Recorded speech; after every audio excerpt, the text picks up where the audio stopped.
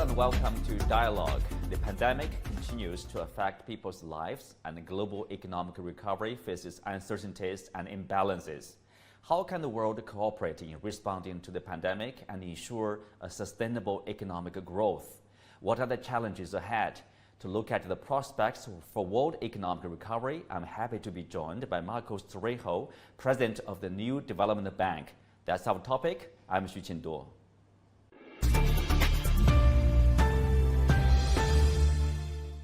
Welcome to the show, Marcos. It's my pleasure to join the show, Xinduo. I'm glad to be here. Currently, we are seeing a global economic recovery. The recovery is fragile and uneven. Rising oil prices, concerns for energy security, inflationary pressures are rising too. So how do you see the prospects for global economic growth in 2022? Well, Xinduo, I think there are two layers of dynamics happening at the same time. So there's something that is a little more related to present events. So yes, there is rising inflation. For the past 2 years, we've had a very impressive increase in monetary supply to respond to the COVID crisis. About $1 out of $6 that are in circulation around the world today did not exist. And obviously that adds up to inflationary pressures. You have geopolitical tensions, as we all know. You also have an increase in trade protectionism. So more tariffs, more quota, more restrictions to international trade that have added to the price of inputs, which ends up hitting the consumer at the end of the line. And you have a decrease in international cooperation, unlike for example, the response to the 2008 crisis, the 2008 Great Recession, where countries came together, they set up the G20, they set up mechanisms for addressing some of these problems jointly. You have a big deficit in international collaboration in the world today. So all of these factors combined make for a negative impact on the global economy. But at the same time, there are things that are more structural, and I think countries will have to adapt to. For example, today, the so-called emerging economies are much more important, and they take up a bigger and bigger slice of the global GDP pie. Supply chains and value chains are being rerouted, not only because of protectionism, but because emerging economies are also evolving. They have greater capacity in research, development, marketing. There is great complementarity involving some of the regions of the world, like, for example, Asia and Latin America. And of course, there's the evolution of infrastructure, which not only has to pay attention to 19th century challenges like access to water or sanitation, but also 21st century challenges, which are more, say, closer to the fourth industrial revolution. So all of these things combined make up for a lot of uncertainty, a lot of pressures on the negative side, but I see also the possibility of a great recovery taking place once geopolitical tensions come down, because there is a lot of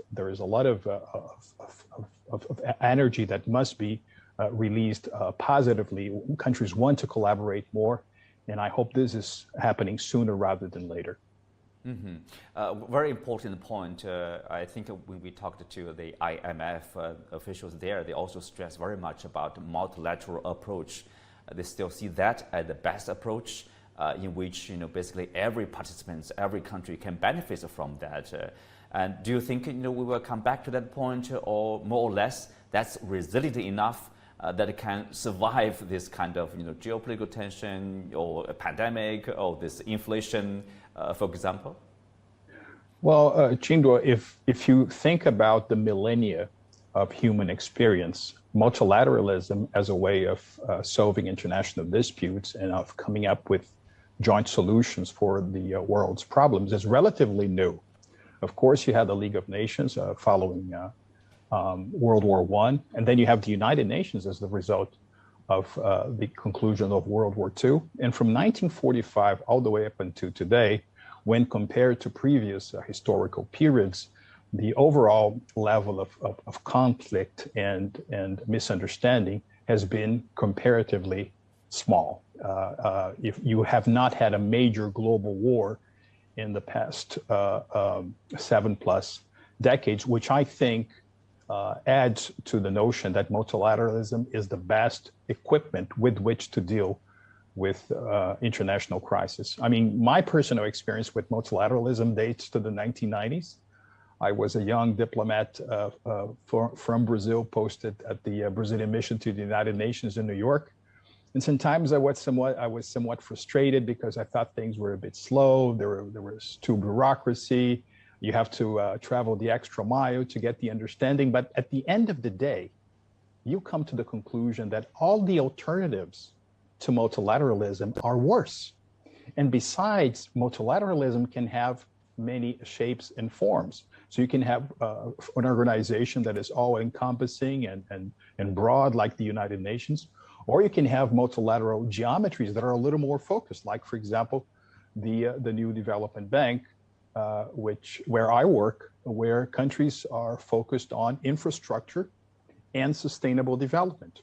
So my take is the more multilateral institutions out there, the better. The more platforms you have for building international understanding, international cooperation, and platforms where nations can come together and work on these issues of shared interest. So I think there's no way around multilateralism, and we must make every effort to preserve and strengthen and modernize the multilateral tools that we have at our disposal.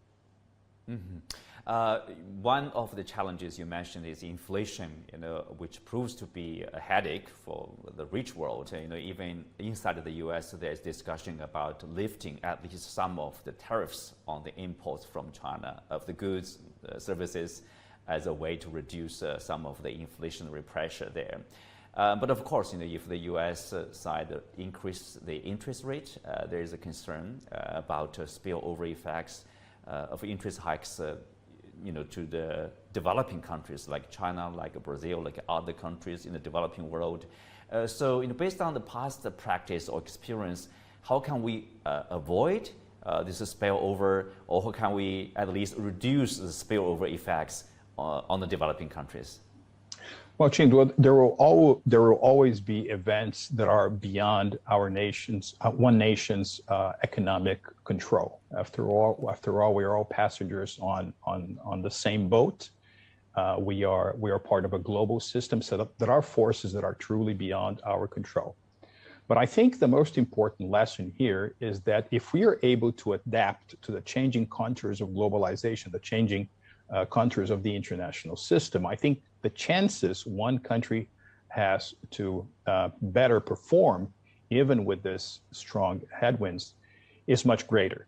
It's been said, and apparently someone forgot to mention it this past few weeks, that one should never waste the opportunity that is given by a crisis. So if countries reform, if countries modernize, if countries adopt necessary domestic reform agendas that include, for example, modern tax systems, modern labor systems, modern schemes to allow for public-private partnerships to be a major driver of infrastructure expansion, then they're better able to wither away the negative consequences of the macroeconomic imbalances that we're seeing from major powers. I think reform is still, again, the best possible strategy to deal with this macroeconomic headwinds. Well, speak of reforms and opening up, China economy, for example, the government has seen more uncertainties and more challenges for its economic growth. But others say, the potential remains huge and the economy remains resilient. What do you make of the Chinese economy? Well, Chindu, I'm a student of economic history. And for example, my country, Brazil, was the country to grow the most in the 20th century from the beginning of that century all the way to the 1970s. And then you have this extraordinary example of economic rise of China, particularly after the opening up policy was established in 1978. I think one of the most impressive economic miracles in history is what you've seen in China this past 40 plus years. And I think that China, also using its own experience and the experience of other cases that proved successful after World War II, embarked on a strategy of a trading nation, using exports to boost its economy. So this was a trend that followed China's economic ascension. Back in 2006, for example, which is a figure I had, the sum of everything that China exported and everything that China imported reached about 65% of China's GDP. And that trend has somewhat decreased over the years. So if you look at 2020, for example, which is the latest data I have, China's imports plus exports were only about 37% of GDP. But because China has reason to be, say, the world's second biggest GDP in nominal terms and the world's biggest economy when measured by purchasing power parity terms, the actual trade that is performed by China is very relevant, which makes China really the biggest trading player in the world. So I think that trend should continue. But of course, as every evolution we've seen in other economies, the road towards value addition, the road towards technology, the road towards embracing more value in its production chains is what, at the end of the day, will determine the success of China. If you look at, for example, data like the amount of GDP that goes for research, development, and innovation, that is truly encouraging in China. If you look at the sectors where China is leading in IT, in intellectual property, in information, in artificial intelligence, that is truly encouraging, because many of these new jobs in the so-called fourth industrial revolution would not necessarily be in manufacturing, but it will be in mind factoring. So the knowledge economy will be also a great tool to promote continued economic expansion in China and in other emerging markets.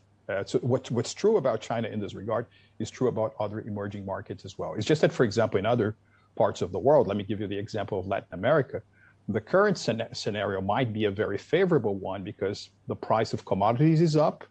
You have very strong demand from countries in Asia, which creates extraordinary opportunities for exports of food, for example, coming from Latin America. And therefore, these countries in Latin America can have the necessary resources with which they promoted the diversification of their economies, always having the notion that it is value addition and the increase in productivity that, at the end of the day, will determine their economic success.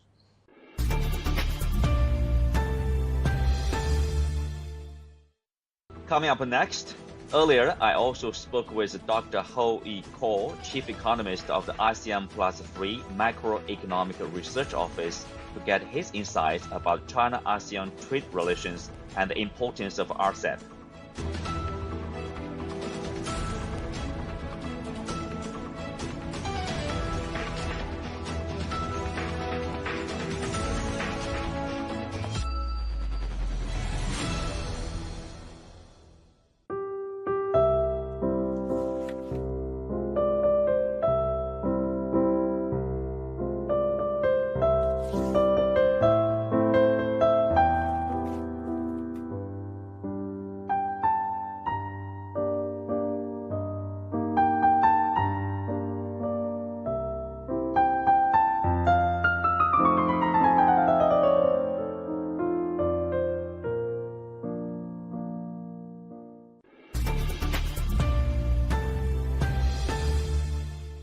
Thank you, Mr. Kroll, for joining us for this discussion. Well, Dr. Kroll, obviously China-ASEAN trade relationship, for the first quarter, as we said, 1.35 trillion yuan.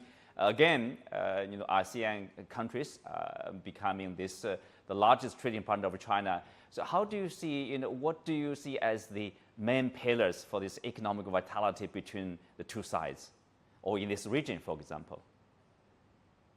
Yes, indeed. We expect actually growth for the region to be quite strong this year, 4.7% for the whole region. and for ASEAN economy in particular, about 5.1%. So this is a very strong recovery from last year, which is 2.9%. And the main reason for that is because I think the macroeconomic fundamentals of the region is still very strong despite the pandemic. And even though with the scarring and all that, it has remained intact. And this is a tribute to the many years of reform, that have taken place after the Asian financial crisis. The region basically built up, very strong balance sheets. They strengthened their fiscal policy, monetary policy, and then during the last 2 years when they were hit by the pandemic, they basically were able to support the economy quite well. So now that the pandemic is subsiding, they are able to bounce back quite strongly.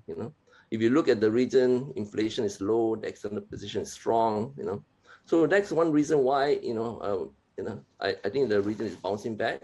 And beyond that, of course, there's also because the region has been growing quite rapidly over the last few decades, there has been a very strong, rapidly rising middle class, and the region has become a huge market now. And so that becomes a driver for growth on the demand side, right? And it's also a very high savings rate in the region. So investment in the region is quite high, and there's a lot of intra-regional FDI flows as well. And on the production side, the region has built up a very competitive regional production network. So it's highly competitive. So these are all the main driver, for a very dynamic region. Well, of course, starting from this year, at the beginning, actually, the world's largest free trade deal, RCEP, Regional Comprehensive Economic Partnership, took effect. RCEP was reached during the time of the rise of anti-globalization. So I wonder if it makes this pact, carry more weight in terms of a free trade and the regional integration. Yes, I think the pandemic has revealed also the vulnerabilities of the global supply chain, right? There were disruptions, massive disruptions, and production shutdown and all that. So I think that's one area where I think the region can do more to try to improve the resilience of the global supply chain, and this means that instead of just in time, you want to be just in case, right? Moving towards a strategy, and the best way to achieve that is through diversification of your sources of supply, building up inventories, okay, and maybe becoming even self-sufficient in some key products, okay. But this idea of moving, withdrawing from the global value chain doesn't work, okay? Because the global value chain is extremely efficient. It leverages on the competitive advantage of individual countries, okay? And so while you can, produce some parts or some products, it is not possible to produce everything yourself, right? So I think going forward, there will be a reconfiguration of the global value chain so that, it's become more resilient. And I think that, it's going to be good for the world anyway, because, greater resilience means that if there's another shock, we won't have this massive disruption that we have seen in the past 2 years. Mm-hmm. Well, Dr. Cole, of course, with this 2 years pandemic, and which is yet to be fully over, and then you have this Ukraine war, many people are worrying about whether this is the end of globalization or the supply chain will never be recovered or be the same again, let's say. Are you concerned with that kind of development? Yes, we were very concerned. And so last year, we did a study, on this particular issue exactly. And so we look at the global supply chain, and we did some survey, we look at surveys and all that. And it turns out that most of the suppliers who are here in the region are here to stay. I mean, there are very few of them who wants to move out. And the reason is quite simple, because first, I think the region has a very efficient ecosystem for manufacturing. It's very hard to replicate that, elsewhere, right? And secondly, many of them actually are here now in the region because they want to produce for the market in the region, So it doesn't make sense for them to move out of the region, right? The region, as I mentioned earlier, has become a huge market, and it's become a magnet for many multinationals and investment into the region. So because of that, I think the region is a very large, market in itself and very efficient, and it's going to continue to grow. Mm-hmm. Well, if you look at this ongoing Ukraine war and also sanctions, obviously, I mean, this region is less affected. But still, how serious in terms of the effects on ASEAN member countries because of the war, because of the sanctions? Well, we look at this, and again, the bilateral trade between the region and Russia or Ukraine is quite small, right? So the impact through trade is actually quite small, quite limited. But the indirect impact through commodity prices, high inflation, through disruption to supply chain, and also through can be much more significant. And also there's a risk of stagflation, because if inflation rises very sharply and become much more persistent, then there's a risk that the Fed and the ECB may have to tighten policy much more in order to contain inflation, and that could, throw the economies into a downturn or a recession. And if that happens, then the impact on the region is through the demand side, and it's much more significant. But already we've seen the spillover into the region through higher inflation. Some countries in the region, like the Philippines and Thailand, they have a much higher inflation recently than before, and most of that is because of the higher fuel prices. And in the case of Thailand, I think there's also food prices that's gone up. But these are supply shocks. They're not driven by demand. On the demand side, the regions is just coming out of a very soft growth last year, right? So the impetus to inflation for the demand side is actually quite small. So our advice basically is that because it's a supply shock, there's not much you can do about it. Inflation, even though it's 4%, is still quite low. There is still room for them to keep accommodative policy a little bit longer until the recovery is stronger, and then they should begin to tighten policy so that they don't fall behind the curve, right? So our view is that the risk is there, but it's really quite contained right now. But if the war in the Ukraine gets prolonged and sanctions expand, and then there's a risk of stagnation in the US and Europe, and that would then have much greater spillover effect on the region. Mm-hmm. Well, you mentioned about the inflation.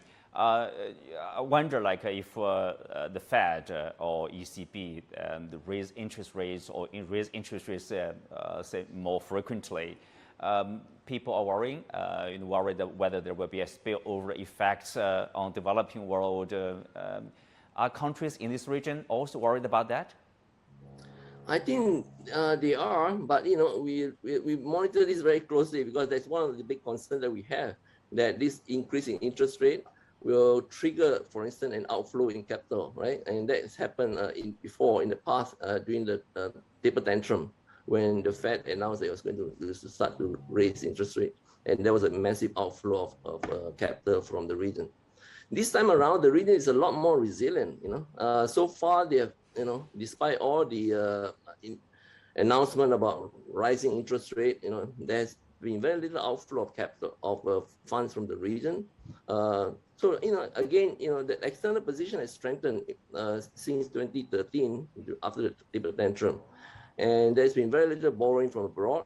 So they are able to withstand this higher interest rate now much better than before. And as I said, because inflation is still quite low, they have space. They are not in a similar situation as many other emerging markets, where inflation has ratcheted up to very high level, in some cases double digit, and they are forced to tighten policy very sharply in order to contain inflation. Here in the region, inflation is still relatively low. So because of that, they don't have to tighten immediately. But of course, it's something they need to monitor closely.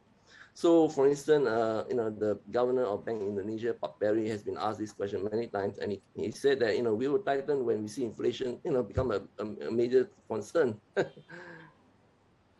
Yes, if you look at the China-ASEAN relationship or the trade relationship in particular, what's the next stage for both sides to deepen their cooperation, probably to increase their trade, and rely on each other even more, because they are close geographically, and more resilient for both sides to become in terms of supply chain, in terms of the trade between them?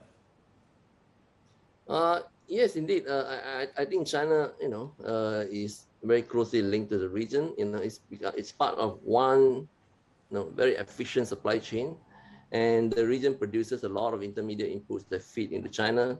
But China itself has grown and become a major source of market for a lot of final products now, and so the linkage between the two regions is very tight. Including the services, China was a major source of tourism market, tourism for the region. Unfortunately, at the moment, of course, because of the border closure, it will take a while for the tourism market here to recover fully. But the region is opening up the border, and is expecting, and that's going to be another source of driver for growth for the region.